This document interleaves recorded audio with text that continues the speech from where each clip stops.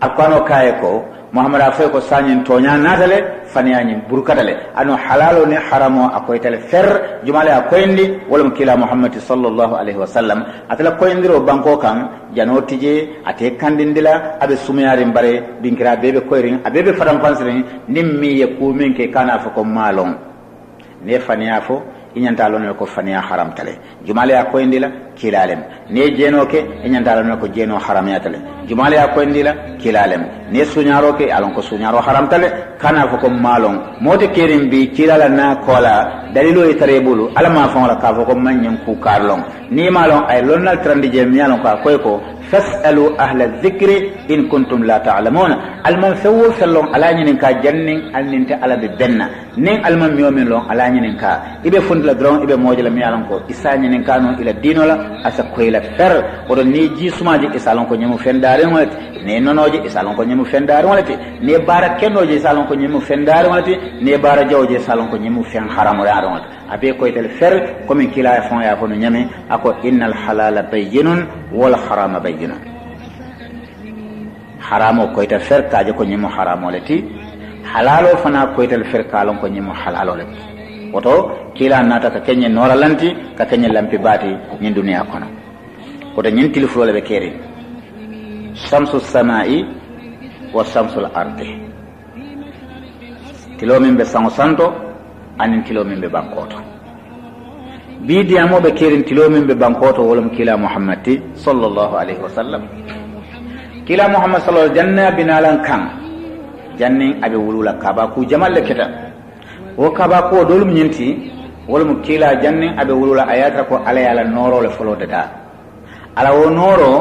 aye wo sabatin di dinkral to dim kiram yalan ko wo dinkral wuri kintiyare mate wana sukulal ka ko min karimin aba'uhu qurama'u kila botam minno bala mo fismantel lemo abada mo buñaro ngol lebal wol fana botam mo buñaro fana bal wol fana botam mo buñaro fa ma mo molto wol be mo qurama'u be mo buñaro ngol dammalati mune ye buñandi wonyama wol mo ate kila la noro sallallahu alaihi wasallam birin alaya tunkam fakaban aye bandi ay fa kendo le jube dinkra kendo mi yanon ko ka faje ko quraish mi yanon ko abe makaban ko kam ni aje ko je ko quraish iko kabilo lo miyalon ko ifatiata baake ike kendeyata folla bangola nye dole be ba kono arabul kafo nye ko quraish wala kamala nyin kabilo ta ya tola quraish ila fatiya kamala anila ke kendeya kamala alay nyin noro kere kere ay alfa ba do jube wala to ay nyin noro tampu wala koto ben wo noro boto wo koto wo fana e men wulu noro nato woto wo fana e men wulu noro nato woto wo fana e men wulu noro nato woto kila noro abe sawna kabo faado koto kana faado koto kabo faado koto kana faado koto yaje alaka kende yake sabata ni nyame anaka kende ya nati no nyame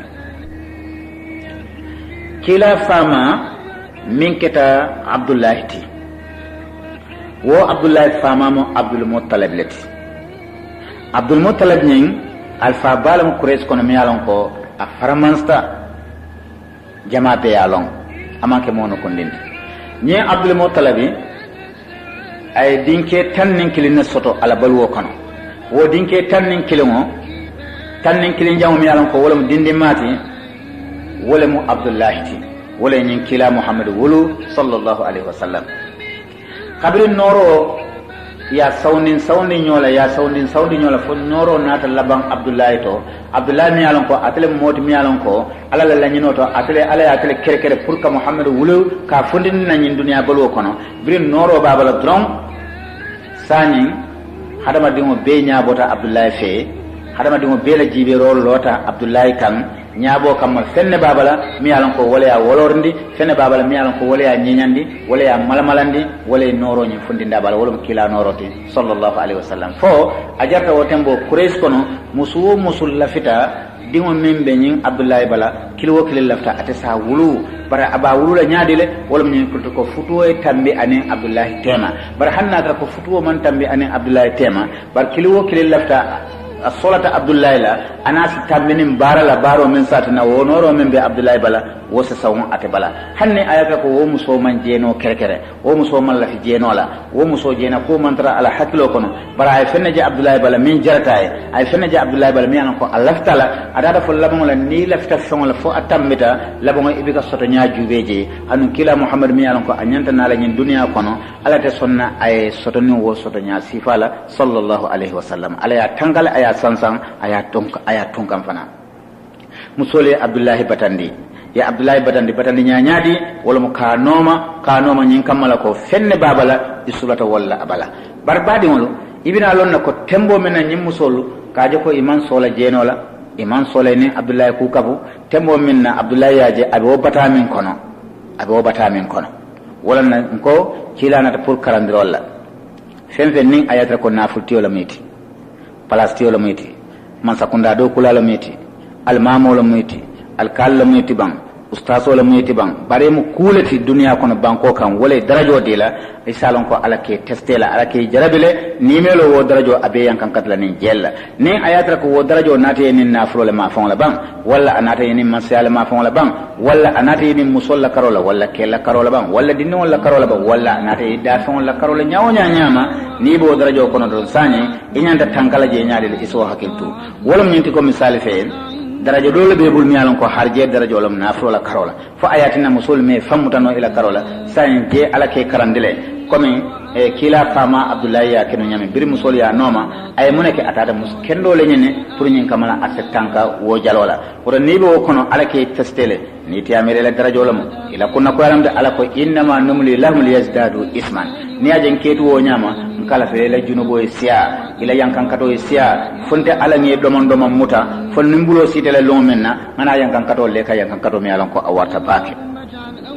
oto ne darajo je kay kana mera fo kensen na moti kana mera fo mu yanda rawalti kana mera fo mu tulun nawlati askene wolo mi la yankan katramati abdullah bin musul ya no mo nyama prina e ku tamande ye noro min jabal pour wo se sawitul balay sa wulu ay munake atata kabila kendo kono je ka alfa do dim muso nyimi mi ikafo ko wo alfa ko al wahbi o wahbi muso mi kafa ko aminata abdullah tata wala nyimi nin silola comme ala laftala no nyami futuo nada sidin mo fulo tema wala mun na aminata kila bama anin abdullah kila fama birim futuo sute tema alama ala ya tonye doron wo noro membe abdullahi balanon kunun konun sani wo noro bota balale asawunda kana murunyi muskendota wala na aminatati wala kila konota sallallahu alaihi wasallam kabir musonyi kono nyinta wo noro membe no abdullahi bala sani asawunda na aminatale bala wodo jibero membe abdullahi kanun sani wo jibero be abe sawunda ke kunda muskunda abe kana aminatale jube sani atambita dawda musol nyaabe boru ngafe atambita dawda cer nyaabe boru ngafe atambita dawda hani dafengol bele ka kontane min yalan ko niyo tela kadum fenne babal mi yalan ko dafengol bele bina kanula hani doko jarol bina kanula walam kila muhammad sallallahu alaihi wasallam na amnata ni noro bita nabina ani noro bita anabina kunun ko musol men ka abdullah jibenu sani bika jibenu koteke kadum fenne babal mi isulata walla iman sola abdullah jadola iman sola abdullah fawala fenne babale sulatan walala pour ñin kamay se din kendo wulu momo la balwo ko ne saka de din kendo wulu iba kadal nyaade le pour din kendo wulu wo isafa ko ka fo be alal bul hani karado be tele bul hanna trabe ala bulu ngamen fo kon tele nga wulu fenne mun dada fente wote sariyan to kila sallallahu alaihi wasallam ako kullu mawludin yuladu ala alfitra wuludin wo wuludin ni abe muslime malakana abe mo kende malakana ako fo atala wulula flola walla ba falin nyala itala daji ko nyimbe kuriyari nyame walla ya falin daji ko kendola comme itel wulula la daji ko nyimbe kende yari nyame wala nako illa anna abawayhi yuhawidanihi aw yunassaranihi aw yumajjasanihi wulula le ka ko nyama ikela kato dangolake anun dingo ala beteya ka summanala wala mu ifan la sutro kenya hani kafiriya wato la jahiliya wato la ngaji quraish kono momo kala fi yedim ba katam wulu iba wulu la nyaadile wala mu ibe tamasel le jibe lam yalan ko din kendo kasodon nin tamase mena karum din kendo le kumata annabi mul be kilo kile namna dingo dan la kablo la alay comme nabi la ibrahima ko alay ko rabbi habli min as-salihin alama alay so dingo lam yalan ko akre din kendoti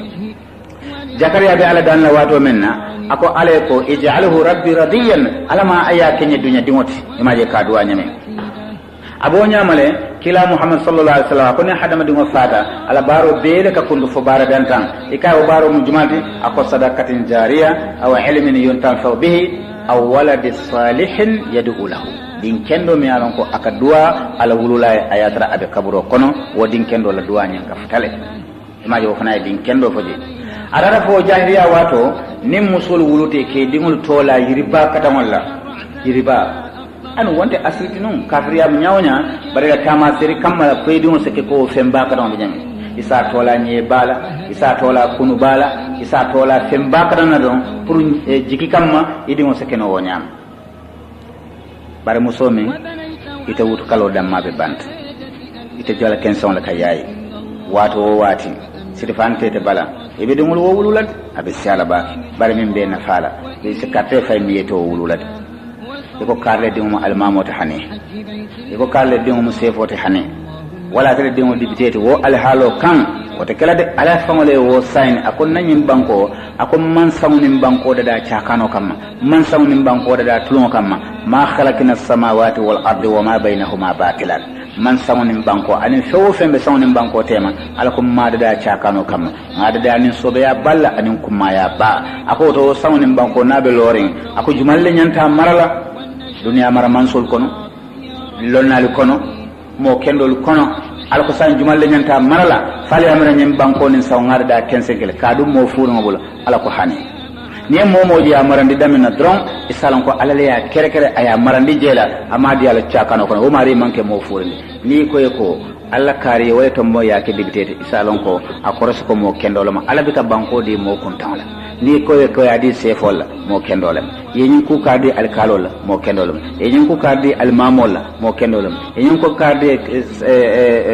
kabila alfal mo kendolam ala ko innal arda ako nyim banko mi jete yarisuha ibadiya as-salihuna nyim banko mo kendo da malaka keta wala ka alfaya ye momo ke kuntiti je ye momo ke marallati je ye momo ke femfendi je mo kendo da malamo bar mo fure mo kalaw mo ala bikala lahido cika ayadi wala abikala dino maro diala abikala almamiya maro diala abikala sefiya maro diala abikala alkaliya maro diala sako dipte ya sako minister sako president ya ala manke mansoti mi anan ko akacha kane sako ala nyimbanko kan innal arda yarisuha ibadiya as-salihuna mo kendo da malaka nyimbanko keda mo kendo da malaka nyimbanko mara mo kendo da malaka nyimbanko kuntiya ala le wofo ni de juken sango be tamale idi woni ne tekele fendi nyimbanko kan ala manke mansatul nade ite abeke tulonto to ye yanda ye dingol betinya andu ite ko nganyale wo sabo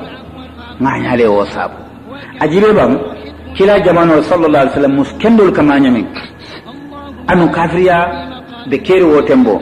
ike dingol tola femba kadon la nyinka may se femba kadon lu folla bon la ajarte ye kila noroje abdullah bala wato menna musul lafte sa wulu musul lafte sa ko ndin kar wala mo nyenti karle dingo katambete musul be lafta wala atin fonte la saintal intel sain sungude nolu wala malafi wala man kea ni tel fon baluta don is okay abanda bare be me wulula iman sola wala anu alako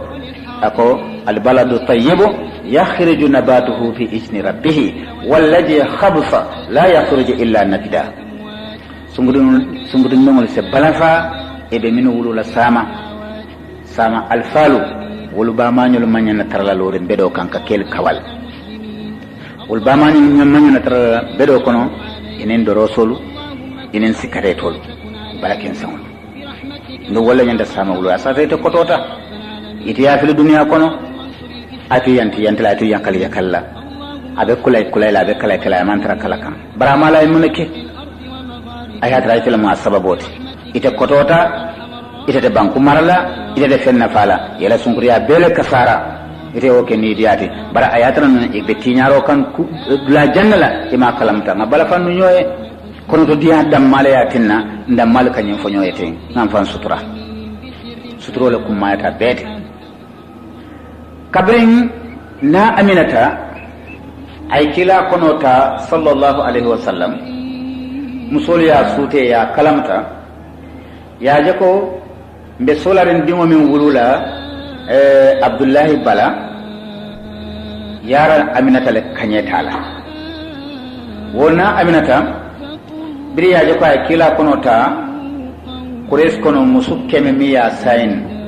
ko itel to wulula kotek iteli amira ko iteli aje ko la wulwote na fakala bawe be sulari mi wulwole ma wulu ale kende ajube jamu miro le te wulula al mumebe iteli be la frindin sifa mi wulwala ya je musdo yo konota woni ko yana kiliya kamala dule kali yella hido ke ko itel to wulula aman jare tele wulu kotek wodi mo soto baliya kamala wo musu to ma dol wol be kurantale kila wulu baliya kamala barkila a wulu baliya ka kuran a jartalad a jarta baki kadi kalon minna ko kila mu dimba ka donte e kalon ko fen nin ayata ka tele mata nin kila la a be fismante ko tembo min ala ka fa sukulala ka fa ko min karimin aba'uhu qurama'u mo kendol de ma bodo wala kila dum fana mata fen na bele ka kende ya ngamira kuma kam bina futala wotole insha Allah nin ayata ko wato ya dinna kila kalum minna ko tonya ni ma wulu a jata ye kuran ko min wo musdul kuran da nun nyane anane soroto no alano munyo kendo mi alon ko ka fa ko na aisatu be kararo la ala bungo ko nin mi sendo la mi sendi kararo suto mi sendo jolontama kabra mi sendo jolonta ay sondolota pour que mi sendo nyini don fonyo e sondolo nyin fana fa bar ayata wo tembo kila bina kan kabala bungoto abina na aisatiya birin kila fata bunda do tron kila la noro abe malad na komin tilo kamalo no nyame kila la noro bira lota bunda do tron ay ala noro e bunko no be fanonde musunno mi alon ko abala mesendo nyine la min kira la no nyoti min kira na aisati ay mesendo hayna laren abe malamaren walla be ay mesendo tika ay kila jube sallallahu alaihi wasallam ay sukote kila wala mo ka don kele ka fay ko inyongo musuma wulu andu jannin albala banko nyin keda duniya be kirla inyongo musuta wulu la koteke musme nyongo wulu andu musute nyongo wulu la fanade ajibe mo jumala mi alon ko suda dibo kono yelo bundato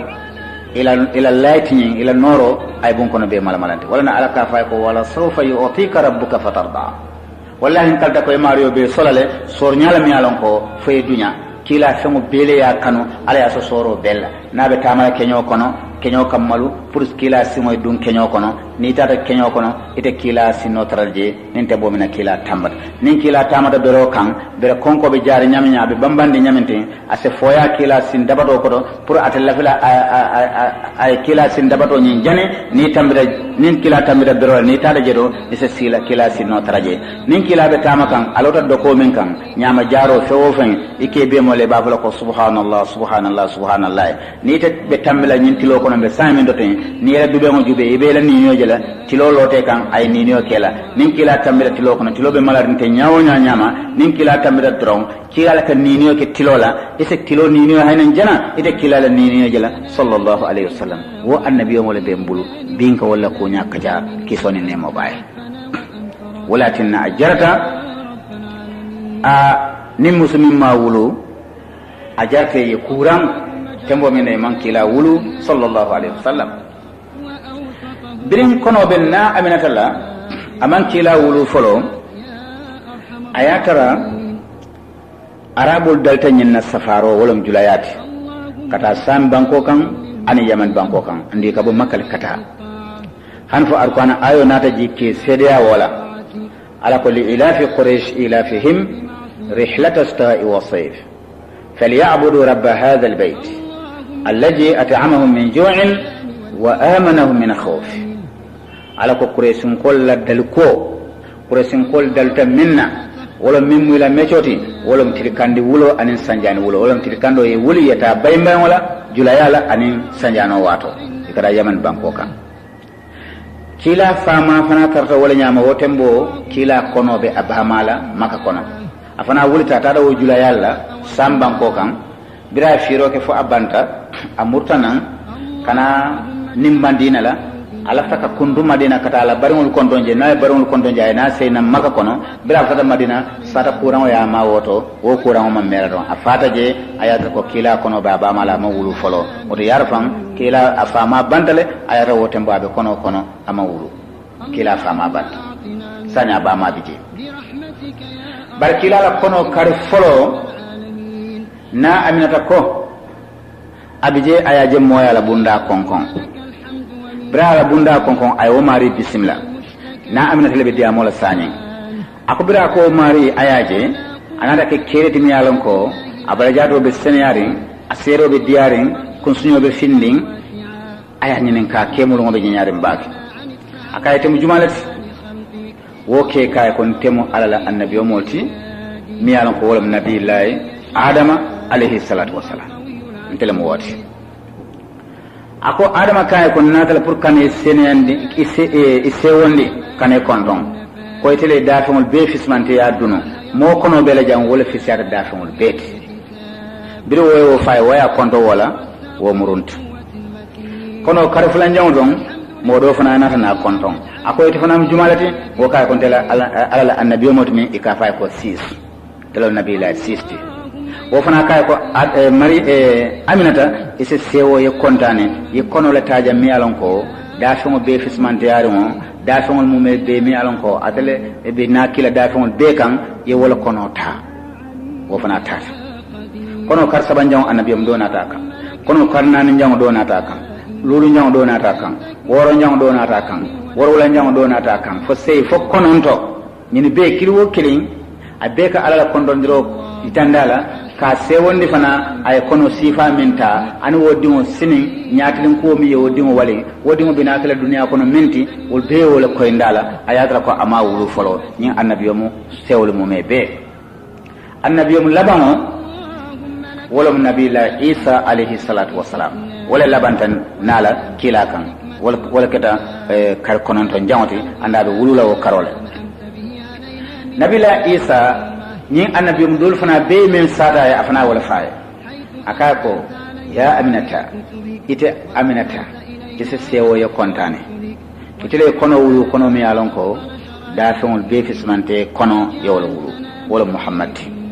yemo wala kono taja mi alon ko atelem annabi mu labamoti nata kita nyin duniya kono annabi mu kotente kila kotake nata kita nata annabi mu dota no masatala nabila Isa le fay annabila Isa hanbirin alayati kilariya moti ala moliya ay kilala kilariya ro dantele ayate fawta dante anata bulata minno nabila Musa ay fana dante lafta muslime groupe dolle be keri wo islam kafol fana ko arkano le be bulu anu nyiwo ayobe wo arkano kilimo la kono wala minti ko lafta jam mo sela moyni hakilo la baki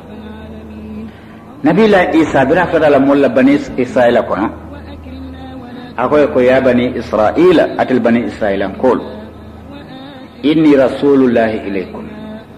ntamo alkan kilare amolati mi alon ko mbotana alale enti kinan kanalikan akoy ko musaddikan lima bayna yadayya jannim ben kilare ro dantela folo mbetto nyaayandiro kala annabi yom domi en saba ala kitabo mi alon ko akata tawrat mbol folo to nyaayandila kaytande ala ko min balbul to nyalamo wala mo ala kitabote ñina mutilonte akoy ko ndum wo mubashiran mbal sewndi la kote ki ati Isa la kadiyam akala mole ko mbal sewndi la kilariyamo do fana la nala Isa ati ala kilariyaro dante ay nabila Musa la kilariyaro dante ay kila Muhammadu ay fo fana la kilariyaro dante ala mole wala wo manki kilati wo manki hadumoti wala mutilonti an wala fana mo annabi mo yati wala ko ko mubashiran bi rasulin mbal sewndi la kilariyamo do la nala wo kilariyamo do to atondi ismuhu Ahmad atomo Ahmad la manke Ahmad Qadian wala Ahmad Pakistan wala Ahmad fenka Ahmad wala min kila Muhammad sallallahu alaihi wasallam ibaluna minalakum wala min kila Muhammad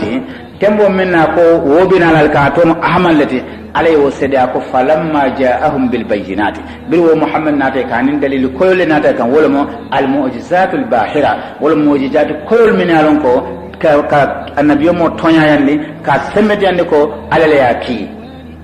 wo mu'jizatul inshiqaqul kamar bijele qur'anul karim bije kata mi alan ko kutol diamutay subjon krimol diamutay fars jinyal jata wo kilala nala kamala furisum ko la dimbal min bika fay be fata kilala wo nala kamma sallallahu alaihi wasallam mo kana tulun kilala kodo la dia kana tinna ibe bulala prepare banko kan ibe ko mo be fala nyinna fulo ale ndandalale de ako innama amwalukum wa auladukum fitna kodo ni nafulo kodo anal dingol nalla musolu e male jarabolte de keboni la dino kan ifama e selo min te fa non kuta kafu ndindi na ila banko kan sansa wo kafo e prakasindi ay bonni la wo dino kan kodo kama kodo min bika sotono kodo alladhina kafaru yunfikuna amwalahum fi liyasuddu an sabilillah ako fasayunfikunahu thumma takunu alayhim alkhasara thumma yuqlabuna ibe kurkula ni bankun kan bare titala no ke bay dron comme jine bi sawo ye bay nyami inshallah ni al sonda e telefona be bola bankun kan wa kammala nabila isa atele kunna amnate ko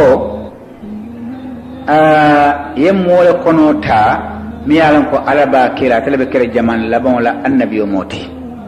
banne ala ya ki atemo koten kila ala ko ma kana muhammadun aba ahad min rijalikum walakin rasulullah wa khataman nabiyyin fulonna tinyin fulaban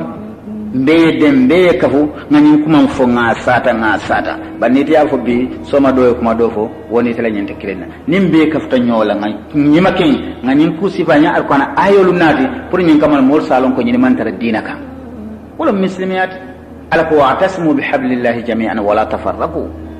albe nyin dina julo muta mobiye dalo kan alkana janjanje do kana fo mawdukar albe nyin dina julo muta wala tafarraqu واذكروا نعمة الله عليكم إذ كنتم أعداء فألف بين قلوبكم فأصبحتم بنعمته إخوانا وكمل نبي عيسى أتلقنا أمنتيكو يمول قنوتا ميالنكو ألبا كيرا تلبا كيرا جمان لبون لا النبي موتي بنين على ياكي أتمو كتن كيرا على وما كان محمد أبا أحد من رجالكم ولكن رسول الله وخاتم النبيين فلنا التنين فلبان be kafu ngani kuma fo nga sata baniti ya fo bi soma do kuma do fo woni tele nyente kirena nimbe kafta nyola nyima ken ngani ku sifanya alkona ayolu nati pour nyin kamal mor salon ko nyini mantara dinaka wala muslimiyat ala ko atasmu bihablillahi jami'an wala tafarraqu albe nyin dina julo muta mobiye dalo kan alkana janjanje do kana fo mawdukar albe nyin dina julo muta wala tafarraqu واذكروا نعمة الله عليكم إذ كنتم أعداء فألف بين قلوبكم فأصبحتم بنعمته إخوانا أبلا ولا نعمة برين ني النبي يوم كنتول بي بوتا na ameta konton la wala mu kelleti sani wulu wato sita sani la fam keli fana sela mo jan keli min yalan ko wala kam ma be musolla wulu dulato ndol woden kumol be tela lo men na malon bar fo nga sata nin ayata ko muslimol lo mon toliti anu kam programme min ke islam programme lemo fo muslimina sonda men na ngafo muslimina man son men na ngafo wo so mo ni benda silo kan ni en kondon falillahi alhamdu ndelbe alale jam ni ale en kalam da don abanta tembo minna kila kafirul ikonyo ko ni momo be muslimiya kono alin kane sokodo la kadon fuarol lo meti la tunfiku ala man inda rasulillah hatta yanfaddu ale min foye ako walillahi khaza'inu samawati wal ardi ala la kodo tuje ala la sunna fatimul be tuje sano kodo chabo walla sang man kasina nemo obe bente ala le oton bina min fula nani min na do ko place benta to tebulu ni en konton tul ka muslimiya la fo min be alqur'ano kono kila sallallahu alaihi wasallam akono be abamala wato minna annabiyumul minnu kafata abamala wulbe mu kelleti kelu birin tinwayama na aminata minnu fatala je kaba ko min kele ja kaba ko yata baki kila la wuludla to kaba ko men kita je ni ya sate ke dele kadum arjana musulma beta jele arjana musulmi alon ko kila fon ya fon sallallahu alaihi wasallam ako nyan ne man wuluje anu sonno mon ne man tondi wala kola sakotul se e ma kan moy wa arjana musulu mala ainu ra'at wala udhun sami'at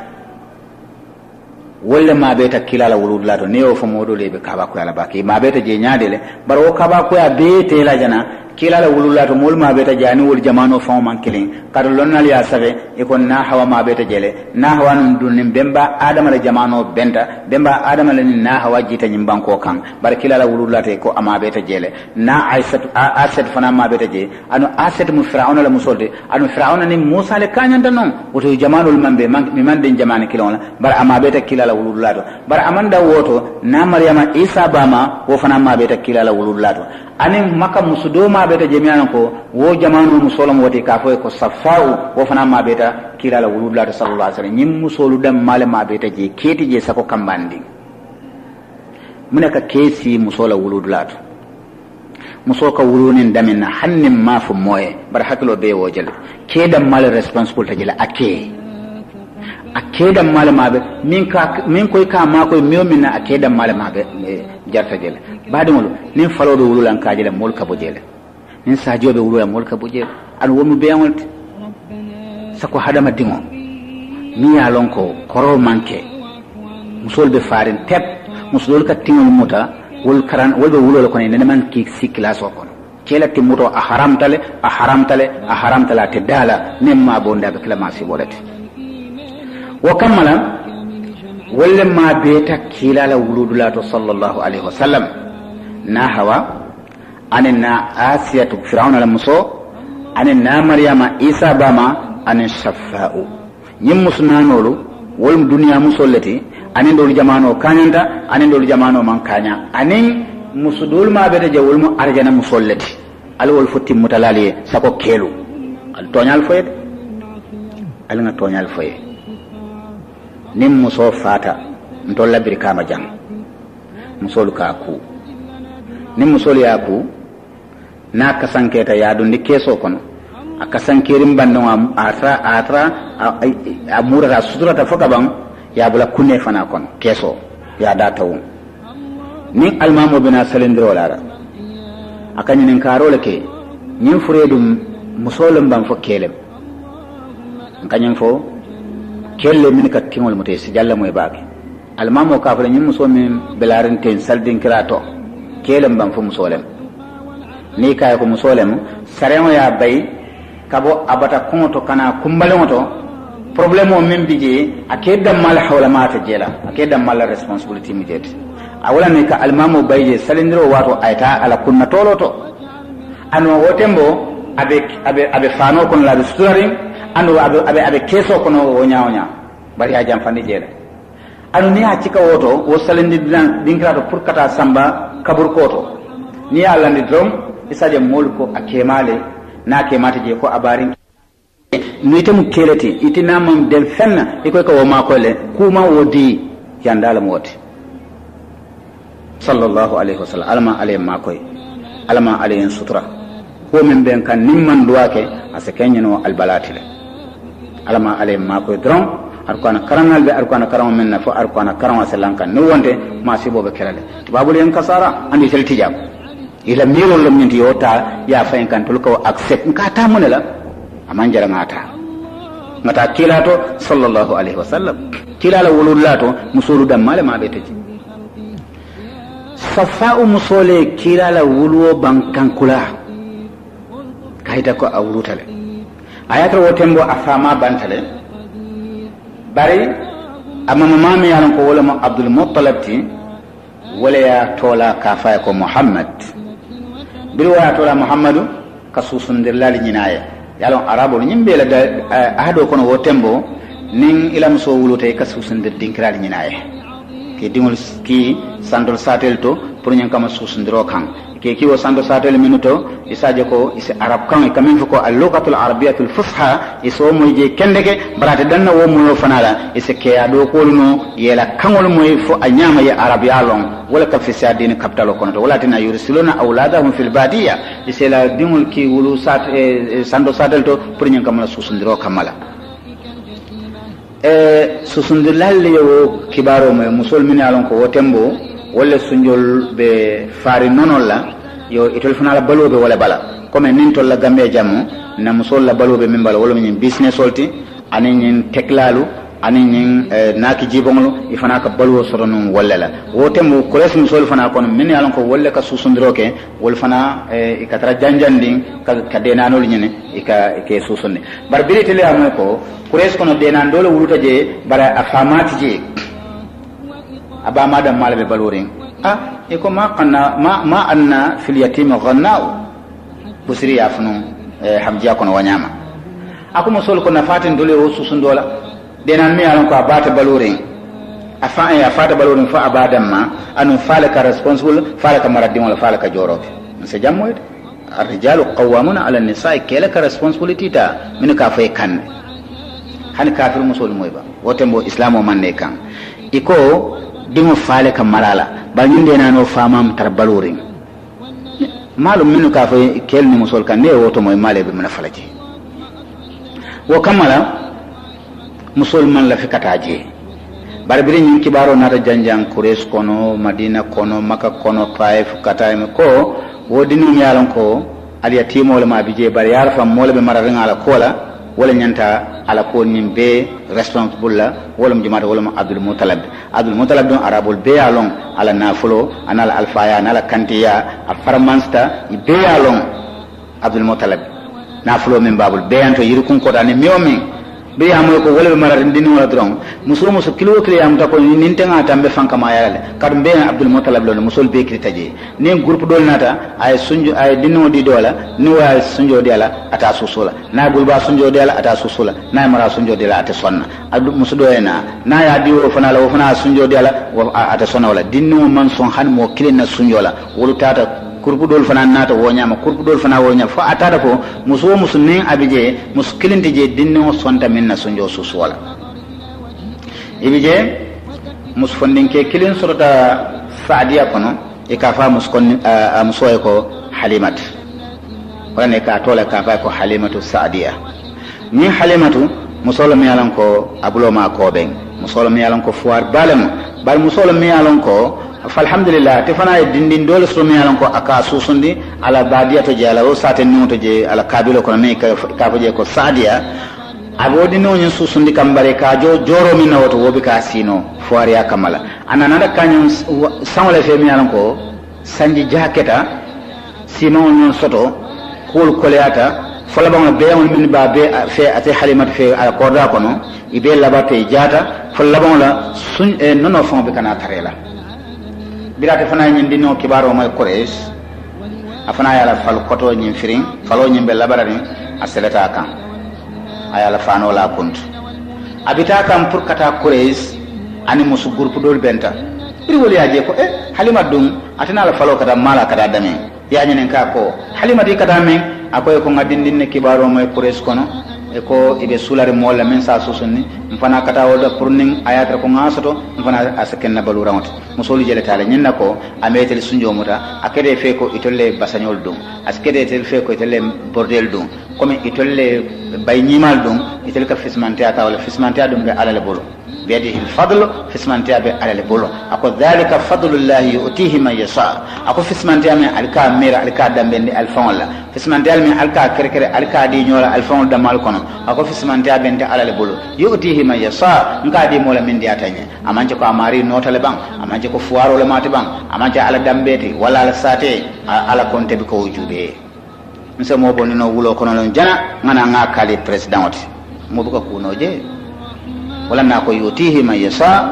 fisman da don da alal bulu nka di mola min dia tay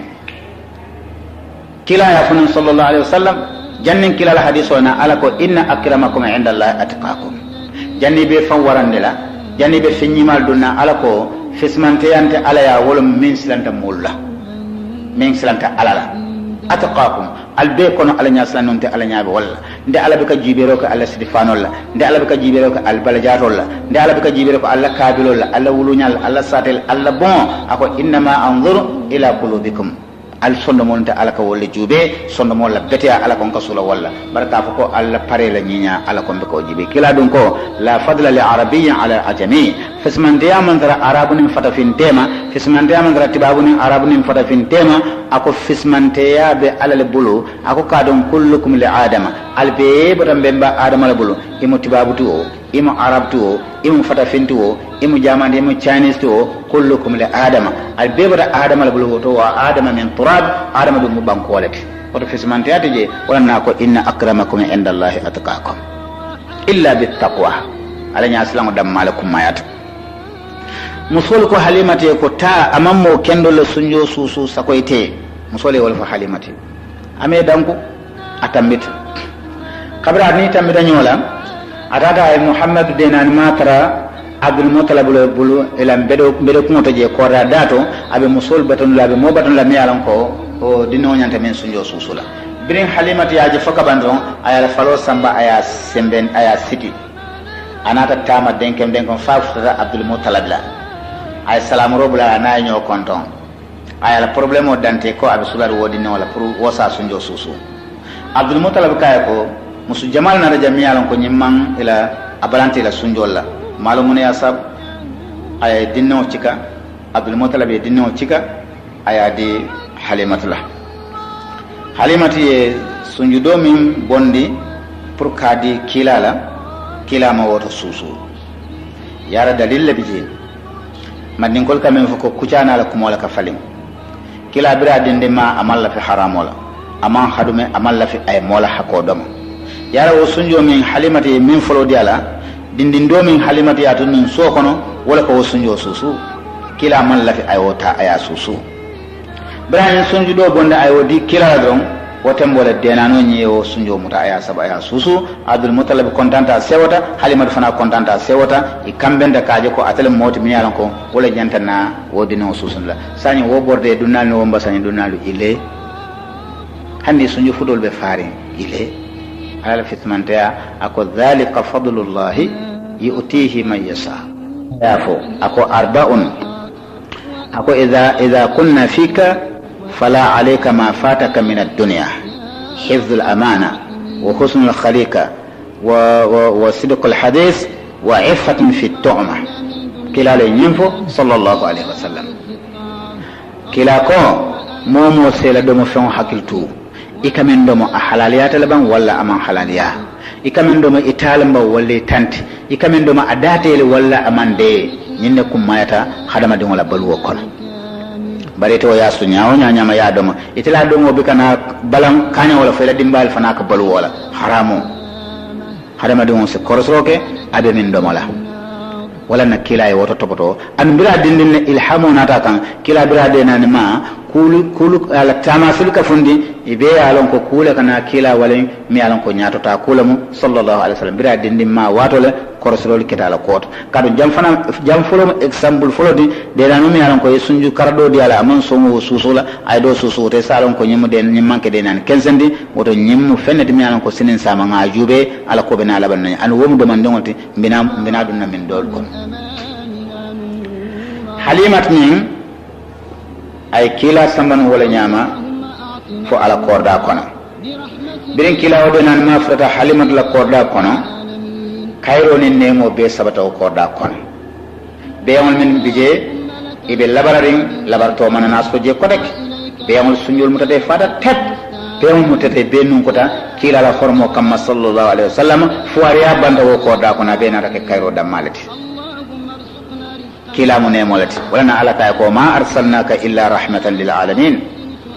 meke fendi foy ken nemoti dafangol mu me bera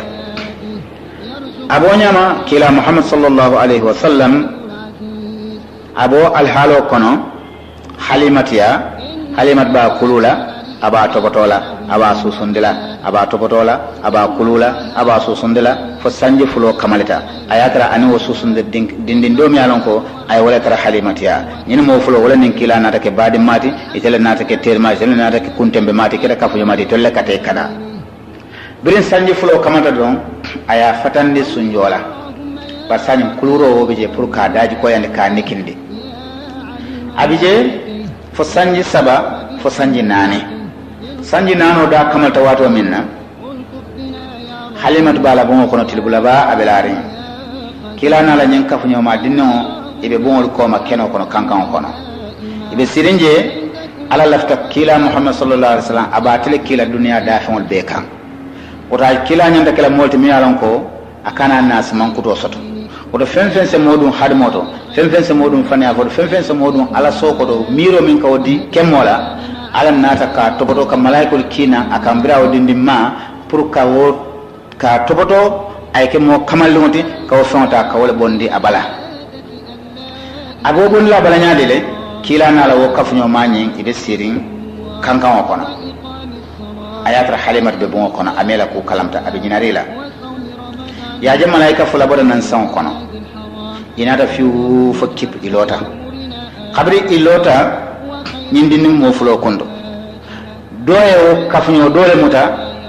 akonyo ndoye ko nyinam ban wodo kay hani nyinte nyinam membe mbulujam yo do ndindogula